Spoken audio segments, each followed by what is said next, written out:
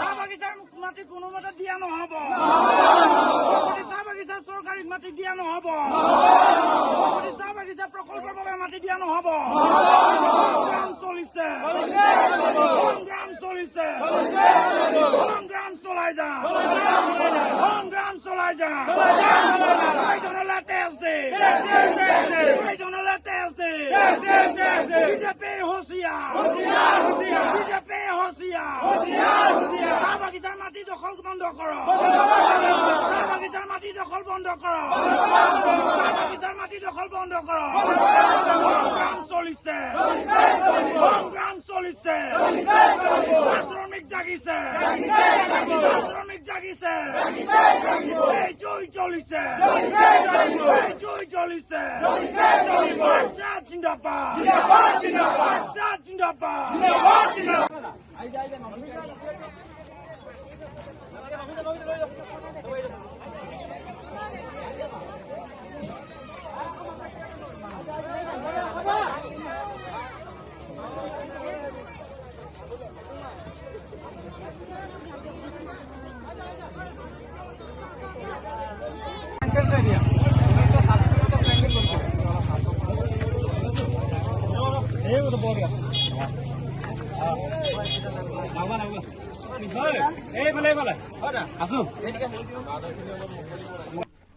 হয়, আপোনালোকে গম পাইছে যোৱাকালিৰ পৰা মৌখুটি চাহ বাগিচাৰ বহুত দিনৰ পৰা পৰি থকা মাটিৰ ডোখৰত কোনোবা বিভাগীয় কৰ্তৃপক্ষই কাম লগাব আহিছিল আৰু আমি অসম শ্ৰেণী ছাত্ৰ তথা সন্থা আৰু ইয়াৰ শ্ৰমিক ৰাইজৰ যৌথ উদ্যোগত আজি আমি কাম বন্ধ কৰিছোঁ আৰু ইয়াৰ যোগেদি অসম চৰকাৰক আমি জনাই দিব বিচাৰিছোঁ যে কোনো কাৰণতে চাহ বাগিচাৰ এক বিন্দু মাটিও আমি কোনো ব্যৱসায়ী প্ৰতিষ্ঠান বা উদ্যোগপতিক আমি দিব নোৱাৰোঁ বা নিদিওঁ। লগতে যদি এই মাটিখিনি চৰকাৰীকৰণ হৈছে তেনেহ'লে আমি ঠিক আছে আবেদন জনাইছোঁ এই মাটিখিনি ইয়াত বসবাস কৰা চাহ শ্ৰমিকৰ নামত আবণ্টন দিবৰ কাৰণে মই জিলা প্ৰশাসন তথা অসম চৰকাৰৰ ৰাজহ মন্ত্ৰী তথা অসমৰ মাননীয় মুখ্যমন্ত্ৰীক আমি আহ্বান জনাইছোঁ।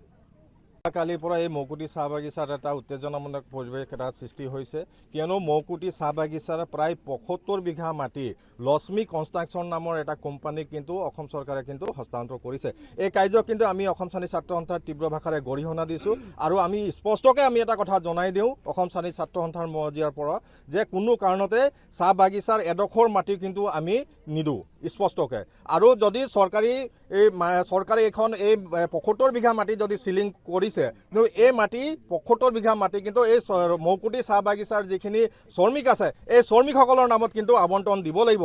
আজি চাহ জনগোষ্ঠীৰ লোকসকলে অসমৰ ভাষা সাহিত্য সংস্কৃতি অসমৰ অৰ্থনীতি এই চৰকাৰখনে চাহ জনগোষ্ঠীৰ লোকসকলক এডোখৰ মাটি দিব পৰা নাই কিন্তু তেওঁলোকে শ বিঘা মাটি বণিক গোষ্ঠীক কিন্তু হস্তান্তৰ কৰি আছে। এইটো পিছত এইটো মাটি তাক আমি গৰিহণা দিছোঁ আৰু এই কাৰ্যৰ পৰা বিৰত থাকিবৰ কাৰণে আমি অসম চৰকাৰক কিন্তু আমি আমাৰ তৰফৰ আহ্বান জনাইছোঁ আৰু মৌকুটি চাহ বাগিচাৰ এটুকুৰা মাটি কিন্তু আমি বণিক গোষ্ঠীক দিবলৈ অসম চৰকাৰক নিদিওঁ।